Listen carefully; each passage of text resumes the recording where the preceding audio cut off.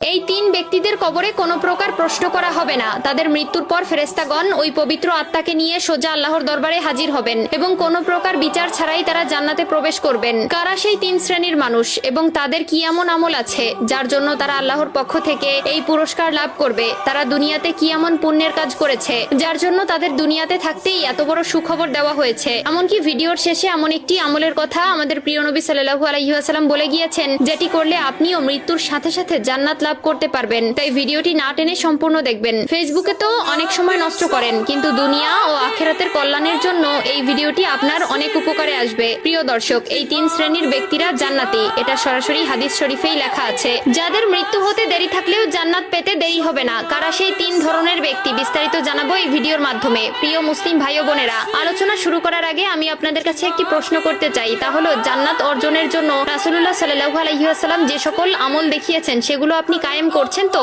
যদি করে থাকেন এবং প্রিয় নবীকে অন্তর থেকে ভালোবেসে থাকেন তাহলে কমেন্টে আলহামদুলিল্লাহ লিখে যাবেন। আর যদি শুরু করবেন ভেবে থাকেন তাহলে ইনশাআল্লাহ লিখে যাবেন। ভিডিওটি শেয়ার করার মাধ্যমে অন্য সকল মুসলিম ভাই বোনদের মাঝে ছড়িয়ে দিন। আপনার একটি মাত্র শেয়ারে এই তিন প্রকার জান্নাতি ব্যক্তিদের সম্পর্কে অন্যরাও জানতে পারবে। প্রতিটি মুসলিম ব্যক্তির স্বপ্ন পরকালে জান্নাত লাভ করা। আমরা প্রতিনিয়ত হাজার আমল করে থাকি, কিন্তু কেমন হবে যদি জান্নাত আপনার জন্য অপেক্ষা করে? আপনি যখনই মৃত্যুবরণ করবেন সাথে সাথে জান্নাতের দিকে অগ্রসর হবেন। শুনে আশ্চর্য হচ্ছেন? হ্যাঁ, এমনই তিন ধরনের ব্যক্তি আছে, যাদের মধ্যে প্রথম কাতারের ব্যক্তিবর্গরা হচ্ছেন যারা শহীদ হয়েছেন। এখানে শহীদ বলতে উল্লেখ করে তাদেরকেই বোঝানো হয়েছে যারা দ্বীন ইসলাম প্রচার ও তার রক্ষায় সশস্ত্র কাফেরদের হাতে নিহত হয়েছেন। তবে মহানবী সাল্লাল্লাহু আলাইহি ওয়াসাল্লাম এই এক শ্রেণীর লোক ব্যতীত আরো কিছু মানুষদেরকে শহীদের খেতাব দিয়েছেন, যারা মূলত দুর্ঘটনায় মৃত্যুবরণ করেছেন, তবে আত্মহত্যাকারী চির জাহান্নামী। দ্বিতীয় শ্রেণীর ব্যক্তিবর্গরা হচ্ছেন তারা যারা জুমার দিন বা রাতে মৃত্যুবরণ করবেন। আমরা সকলেই জানি হাদিস ও কোরআনে জুমার দিনকে সাপ্তাহিক ঈদের দিন বলে ঘোষণা দেওয়া হয়েছে